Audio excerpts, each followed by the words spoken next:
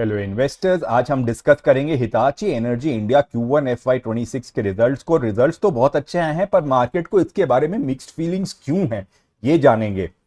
हमारे पिछले वीडियो में हमने समझा था हिताची एनर्जी के बारे में, क्यों ये एक मैसिव टेलविंड पे है और इस कंपनी में इतनी ग्रोथ एक्सपेक्टेड है, इनको बहुत सारे रेवेन्यूज मिलने हैं, पर फिर भी मिक्स्ड फीलिंग क्यों है मार्केट को, तो ये हम लोग समझने की कोशिश करेंगे।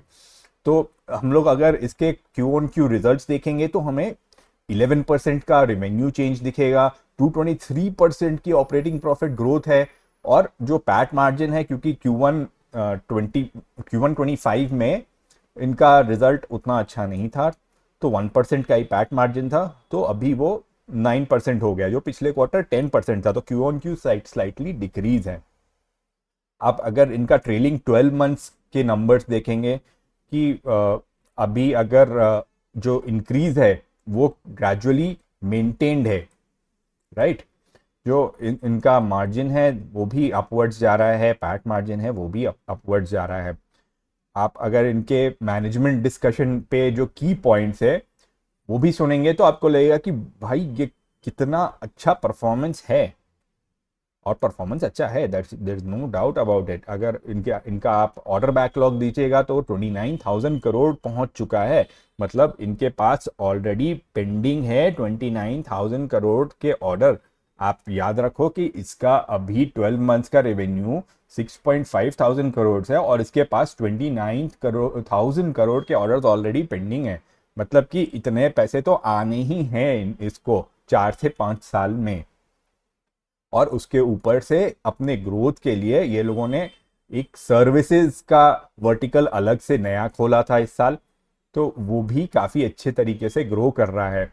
इन्होंने मैनेजमेंट डिस्कशन में जो इनका कॉन कॉल हुआ था, इसमें बार बार इन्होंने एम्फसाइज किया है जो डोमेस्टिक डिमांड है वो बहुत ह्यूज है, बहुत बड़ी डिमांड है, और जिसको पूरी करने के लिए वो लोग कैपेक्स भी कर रहे हैं, 2,000 करोड़ का कैपेक्स कर रहे हैं। 2,000 करोड़ का कैपेक्स से दे आर एक्सपेक्टिंग कि उसका एसेट टर्न 3 to 5 टाइम्स होगा, मतलब कि 2,000 करोड़ की के इक्विपमेंट बैठा के कंपनी उससे कितने का माल बनाएगी, 3 to 5 टाइम्स, तो मतलब 2 into 6 to 10,000 करोड़ का रेवेन्यू बनाने के लायक होगा वो कैपेक्स, और वो अभी 18 महीने में लगेगा, तो वहां से भी ग्रोथ आएगी। अभी जो यूटिलाइजेशन चल रहे हैं उनके वो भी अच्छे चल रहे हैं, बोले they did not give out a number, but उनके हिसाब से इट इज गुड। अभी उनको HVDC छोड़ के रेलवे से भी ग्रोथ मिल रही है, डेटा सेंटर में भी ग्रोथ आई है, जो AIS GIS दे रहे हैं डेटा सेंटर बैठाने के लिए।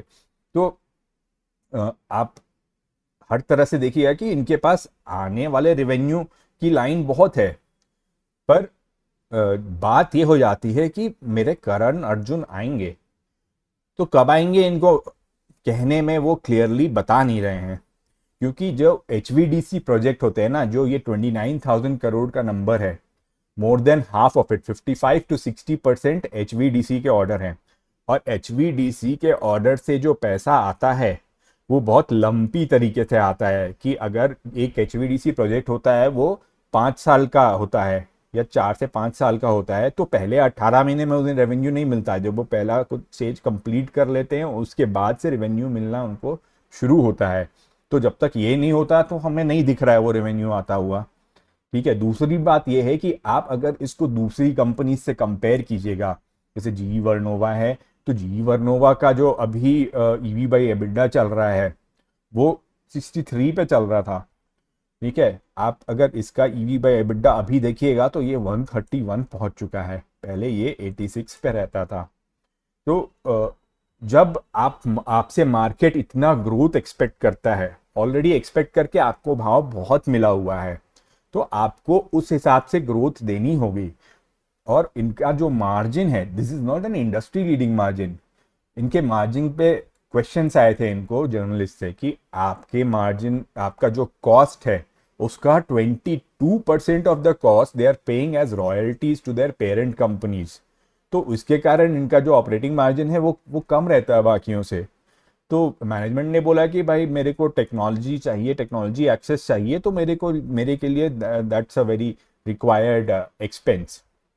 तो उनको उनसे मतलब नहीं है कि मतलब वो बोले कि रहेगा तो रहेगा, देखो काम है वो करेंगे, और ज़्यादा काम आएगा और ज़्यादा काम करेंगे, पर ये रॉयल्टी तो देती रहेगी, आगे ग्रोथ होगी तुम वो देखो। ठीक है, तो अब मैनेजमेंट बोलता है कि हम कैपेक्स भी कर रहे हैं तो लॉन्ग टर्म विजन के साथ कर रहे हैं। तो इसको अगर हम मार्केट स्पीक में देखेंगे तो लॉन्ग टर्म गेन तो शॉर्ट टर्म पेन। तो शॉर्ट टर्म में उनके पास अभी दिखाने के लिए है नहीं कुछ। जो मार्केट में जो एक्सपेक्टेशन है, अगर आप अभी के वैल्यूएशंस देखिएगा, ठीक है, अभी का पीई इसका 181 पे पहुंच गया है। मार्केट इसको जो अर्निंग्स, 1 रुपए की अर्निंग्स पे 181 रुपीज दे रहा है। अगर आप जी वर्नोवा से कंपेयर करेंगे तो उसका पीई 91 पे है। तो इस तरीके से अगर हम कंपेयर करेंगे तो आपको ये थोड़ा एक्सपेंसिव दिखेगा। और इसको दूसरी तरह से कंपेयर करेंगे कि मार्केट ने कितनी अर्निंग्स फैक्टर की हैं इसमें। ठीक है, तो अगर हम ईवी बाई एबिडा के टर्म्स में देखें, ठीक है, अभी 6,500 करोड़ का इसका ट्रेलिंग 12 मंथ्स का रेवेन्यू है। अगर ये ग्रो होके, अगर इसको 25% से ग्रो कर ले, अगर आप इसको 8,000 करोड़ भी पहुंचा दें, 8,000 से 10,000 करोड़, और आपका एबिडा अगर जो मार्जिन, ऑपरेटिंग मार्जिन है 10% का है, ठीक है, आप अगर 800 से 900 का एबिडा ला रहे हो, तो अगर मैं आपका 86 का ईवी बाई एबिडा लगाता हूँ, तो आपकी जो इंटरप्राइज वैल्यू मेरे को उस हिसाब से मिलेगी, that is just around this value.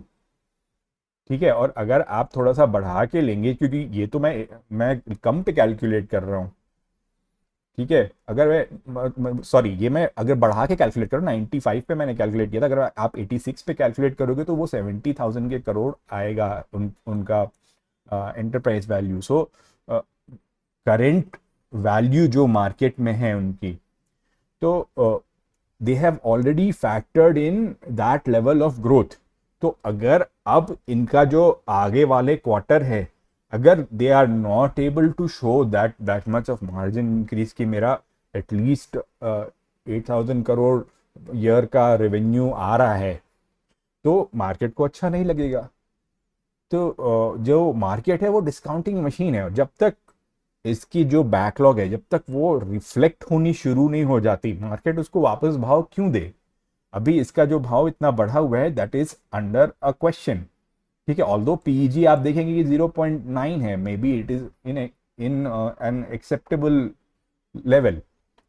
तो दीज आर द क्वेश्चन। कोई बोलेगा लॉन्ग टर्म के लिए बहुत अच्छा है ये, क्योंकि लॉन्ग टर्म के लिए इसके पास ऑर्डर्स हैं, इनके पास ग्रोथ आएगी, इनके पास मार्जिन इंप्रूवमेंट होने की कमेंटरी है। तो long term point of view से अगर आप देखिएगा, मैनेजमेंट की बात सुनिएगा, तो आपको लगेगा बहुत बढ़िया है, लॉन्ग टर्म गेन तो है ही, अभी के लिए ओवर वैल्यूड है, बने रहो। तो आपका जैसा पॉइंट ऑफ व्यू है, अगर आप रिसेंटली, मैं अगर इसमें इसमें देखूं, तो जो एक मार्केट तो हर एक साल की अर्निंग्स को फॉरवर्ड देखता है ना भाई। तो हमें अपना डिसीजन उस हिसाब से लेना होगा, हमें देखना पड़ेगा कि हमें चाहिए क्या, इस कंपनी से मेरे को वो मिल रहा है, मार्केट को ऑलरेडी, मार्केट ने इसको दे दिया है कि ग्रोथ होगी, मेरे को मालूम है कि इस सेक्टर में बहुत ग्रोथ आनी है, पर आप उसको कितना ट्रांसलेट कर पा रहे हो, और आप बाकी कंपनीज के पर्सपेक्टिव में आप दो लोगों को कंपेयर करोगे, बोलो मैं उसकी ग्रोथ को इतना भाव दे रहा हूं, आपकी ग्रोथ को ज्यादा भाव क्यों दे रहा हूं। ठीक है, तो इस तरह के सवाल हैं। आगे आगे के क्वार्टर्स में हमें देखते रहना पड़ेगा इसमें कि ये किस तरह का एग्जीक्यूशन प्ले आउट होता है, इनके एक्सपोर्ट रेवेन्यूज मेंटेन रहते हैं, मार्जिन अच्छा मिल पाता है, किस हिसाब से ईवी बाय एबिडा चेंज होता है। तो हम लोग इसको ट्रैक करते रहेंगे और भी ऐसी कंपनीज के बारे में जानते रहेंगे। बने रहिए हमारे साथ।